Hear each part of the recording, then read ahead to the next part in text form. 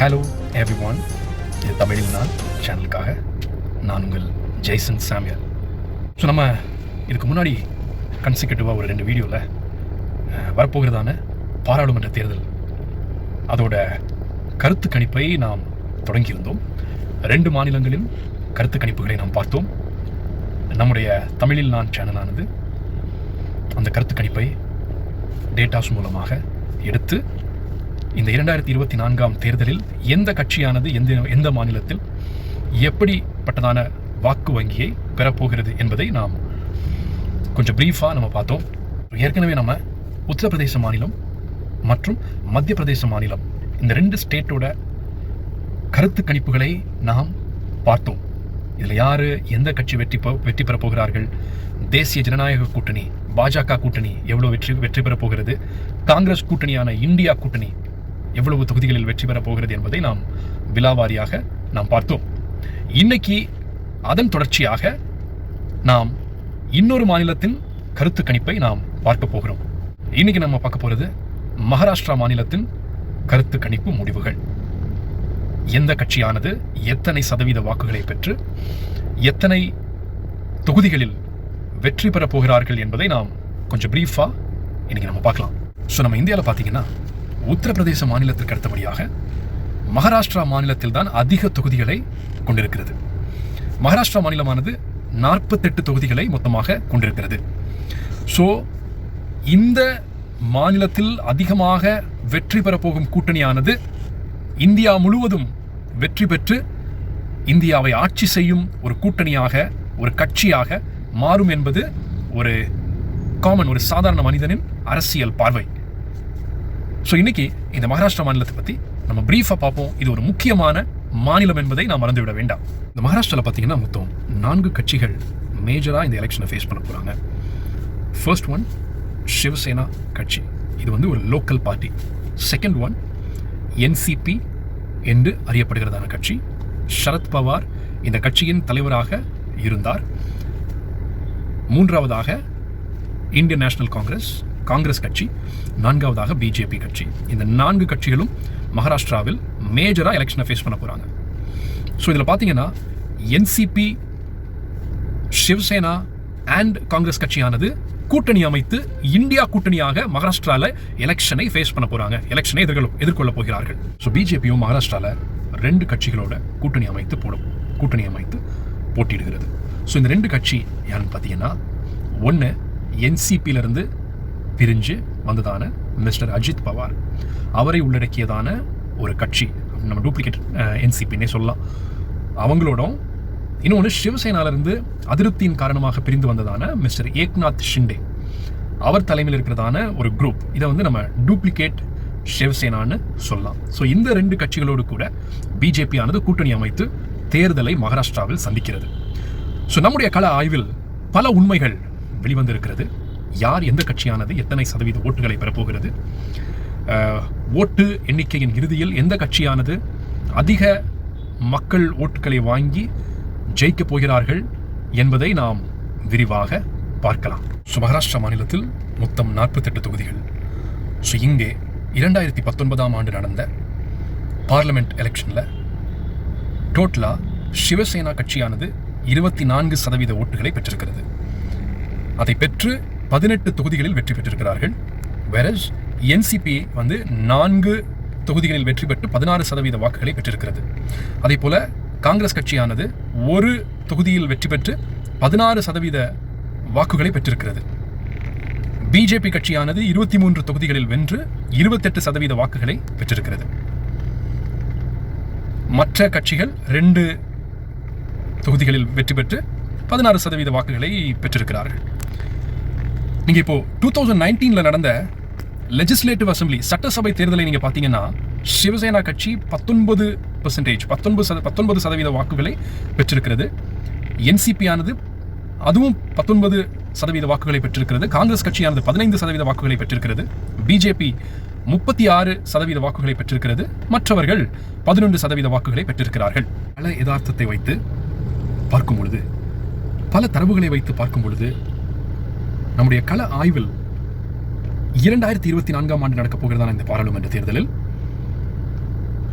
சிவசேனா கட்சியானது 22% வாக்குகளை பெற்று 16 தொகுதிகளை வெல்லும் என்று கணிக்கப்பட்டிருக்கிறது. அதேபோல என்சிபி கட்சியானது 5 தொகுதிகளை வெல்லும் என்று கணிக்கப்பட்டிருக்கிறது. அதனுடைய வாக்கு வங்கியானது 15% இருக்கும். அதேபோல காங்கிரஸ் கட்சியானது 9 தொகுதிகளை வென்று 20% வாக்குகளை பெறும் என்று கணக்கிடப்பட்டிருக்கிறது. அதேபோல பிஜேபி கட்சியானது 13 தொகுதிகளை வெல்லும் என்று கணக்கிடப்பட்டிருக்கிறது. இப்போ இன்ட்ரெஸ்டிங் பார்ட் என்னன்னா, இந்த பிஜேபி கூட்டணி வச்சிருக்காங்க இல்லையா, duplicate Shiv Sena and duplicate NCP, இந்த கட்சிகள் தலா 2-1 என்று தொகுதிகளை வெல்லும் என்று கணக்கிடப்பட்டிருக்கிறது. இந்த கட்சிகள் தலா 4% வாக்குகளை பெறும் என்று கணக்கிடப்பட்டிருக்கிறது. மற்ற கட்சிகள் 2 தொகுதிகளில் வென்று 9% வாக்குகளை பெறும் என்று கணக்கிடப்பட்டிருக்கிறது.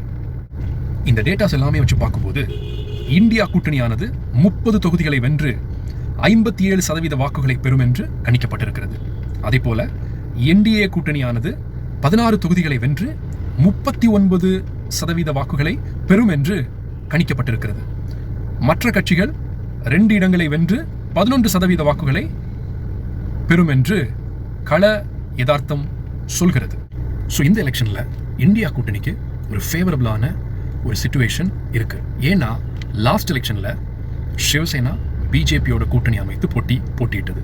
அதே போல இந்த எலெக்ஷன்ல அதே சிவசேனா பார்த்தீங்கன்னா காங்கிரஸ் கட்சியோடும் என்சிபி கட்சியோடும் சேர்ந்து போட்டியிடுகிறது. ஸோ இந்த டைம் ஓட் போலரைசேஷனுங்கிறது, இந்த கட்சிகளுக்குள்ளால எல்லா ஓட்டுகளும் ஒருங்கிணைக்கப்படுகிறது. ஒரு ஓட் பேங்க் கன்சாலிடேஷன் சொல்லுவாங்க. இந்த கன்சாலிடேஷன் இங்கே நடக்குது.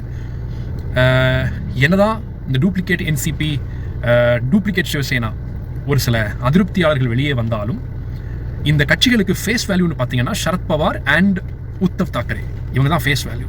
ஸோ இவங்களை பார்த்து தான் ஓட்டு போடுவாங்க. ஸோ அதிருப்தியாளர்களின் ஓட்டுகள் பெரிய அளவில் பிரியாது என்பது தேர்தல் வல்லுநர்களின் கணிப்பு.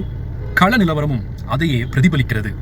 அதனால நிச்சயமாக இந்த இந்தியா கூட்டணியானது இந்த ஓட் பேங்க் கன்சாலிடேஷன் நடக்கிறதுனால அதிக வாக்கு சதவீதத்தை பெற்று அதிக இடங்களில் வெல்லும் என்று கணக்கிடப்பட்டிருக்கிறது. என்னுடைய அன்பு சகோதர சகோதரிகளே, இன்னைக்கு பல கருத்து கணிப்புகள் பிஜேபி கூட்டணி பெரிய அளவில் ஸ்வீப் பண்ணுவாங்க, பெரிய அளவில் வெற்றி பெறுவார்கள் என்று கணித்திருக்கிறார்கள். நான் சொல்றேன், கள நிலவரம் வேறு. இங்க சொல்ற கருத்து கணிப்புகள் எல்லாமே ஒரு ஒன் சைடட் கருத்து கணிப்பு தான் சொல்றாங்க. நீங்க பாத்தீங்கன்னா எல்லாமே பிஜேபிக்கு ஃபேவரா தான் சொல்றாங்க. பட் கள யதார்த்தம் அதுவல்ல. நீங்க மகாராஷ்டிரால பாத்தீங்கன்னா நிறைய அதிருப்தி மக்களுக்கு பிஜேபி மேல நிறைய அதிருப்தி இருக்கு, நிறைய லோக்கல் இஷ்யூஸ் இருக்கு. பிரதமர் மோடி அவர்கள் நாட்டை சிந்திக்க நேரம் இல்லாமல் ஒரு துறவி போல, ஒரு சாமியார் போல நடந்து கொண்டிருக்கிறார். அவர் ஒரு நாட்டின் பிரதமர் என்பதையே மறந்துவிட்டு ஒரு சாமியார் போல அங்கேயும் இங்கேயும் அந்த கோயில் இந்த கோயில் என்று சாமியாடி கொண்டிருக்கிறார். மக்கள் இதெல்லாம் பார்த்து கொண்டிருக்கிறாங்க. கள நிலவரத்தில், கள ஆய்வில் மக்கள் இதையெல்லாம் பாயிண்ட் பண்ணாங்க. பேசாம இவர் ஒரு சாமியாராவே போயிருக்கலாமே சொல்றாங்க. பிரதமர் மோடி அவர்கள் பேசாம ஒரு சாமியாரா போயிருக்கலாமே, அவர் பிரதம மந்திரியா ஆயிருக்க வேண்டிய அவசியம் இல்லையே என்று தங்களுடைய கருத்துக்களை, தங்களுடைய சிந்தனைகளை சொல்கிறார்கள். மகாராஷ்டிரால பாத்தீங்கன்னா நிறைய இஷ்யூஸ், நிறைய பிரச்சனைகள், வறுமை, பசி, இதெல்லாமே வேலையின்மையினால் இளைஞர்கள் அவதிப்படுகிறார்கள், பசியால் வாடுகிறார்கள், மக்கள் வறுமையால் கஷ்டப்படுகிறார்கள். அதே போல விவசாயிகள் கஷ்டப்படுகிறார்கள், மழை இல்லாமல், தங்களுடைய விளைச்சல்களுக்கு அதிக விலை இல்லாமல் கஷ்டப்படுகிறார்கள். அந்த அரசாங்கங்களும் அவர்களுடைய கோரிக்கைகளுக்கு செவி சாய்ப்பதில்லை. அதே போல தண்ணீர் பஞ்சம், லோ லிட்ரசி ரேட், அப்படின்னா குறைந்த படிப்பறிவு உள்ள ஒரு மாநிலமாக மகாராஷ்டிரா காணப்படுகிறது. அந்த அந்த மக்களுடைய ஒரு அடித்தட்டு மக்களுடைய அந்த எஜுகேஷன்ல ஒரு முன்னேற்றம் இல்லை. பிஜேபியுடைய அரசியல் சதுரங்க விளையாட்டுகளினால் ஒரு பொலிட்டிக்கல் இன்ஸ்டபிலிட்டி எப்பவுமே இருக்கு. அப்படின்னா ஒரு அரசாங்கத்தை தேவையில்லாமல் கவிழ்ப்பது, மற்ற கட்சிகளின் எம்எல்ஏக்களை விலைக்கு வாங்குவது, இப்படிப்பட்ட பல அநாகரிகமான அரசியலை பிஜேபி கட்சியானது முன்னெடுத்திருக்கிறது. இது மாநில அரசின் வளர்ச்சியை மிகவும் பாதித்திருக்கிறது என்பது மக்கள் புரிந்து வைத்திருக்கும் நிதர்சன உண்மை. இது இந்த தேர்தலில் எதிரொலிக்க போகிறது என்பது கள ஆய்வில் தெரிய வந்திருக்கிறது. இது உண்மை. இன்னொன்னு, இந்த இந்தியா கூட்டணிக்கு ஒரு பெரிய அப்பர் ஹேண்ட், ஒரு பெரிய பூஸ்ட் என்ன தெரியுமா? நம்ம இப்போ நம்முடைய ராகுல் காந்தி அவர்கள் நடத்தினதான இந்த பாரத் ஜோடோ நியாய் யாத்ரா, இந்த யாத்திரை மக்களிடையே ஒரு பெரிய வரவேற்பை பெற்றுக் கொண்டிருக்கிறது. மகாராஷ்டிரால மக்கள் இந்த யாத்திரைக்கு ஒரு பெரிய வரவேற்பை அளித்திருக்கிறார்கள். ஸோ இந்த யாத்திரையும் மக்கள் மத்தியில் ஒரு எழுச்சியையும் ஒரு நம்பிக்கையையும் ஒரு புதிய சிந்தனைகளையும் ஏற்படுத்தி இருக்கிறது என்பது நிதர்சனமான உண்மை. நிச்சயமாக இந்தியா கூட்டணியானது ஒரு பெரிய வாக்கு சதவீதத்தை பெற்று வெற்றியை நோக்கி போகிறது என்பதில் எந்த சந்தேகமும் இல்லை. இதுதான் மகாராஷ்டிரா மாநிலத்தின் கள நிலவரம். இதுவரை என்னோடு இந்த கருத்து கணிப்பில் என்னுடைய கருத்துக்களை நீங்கள் பொறுமையாக கேட்டுக்கொண்டிருப்பதற்காக என்னுடைய நன்றியை நான் தெரிவித்துக் கொள்கிறேன். மீண்டும் இன்னொரு கருத்து கணிப்பில், இன்னொரு மாநிலத்தின் கருத்து கணிப்பில் விரைவில் உங்களை சந்திக்கிறேன்.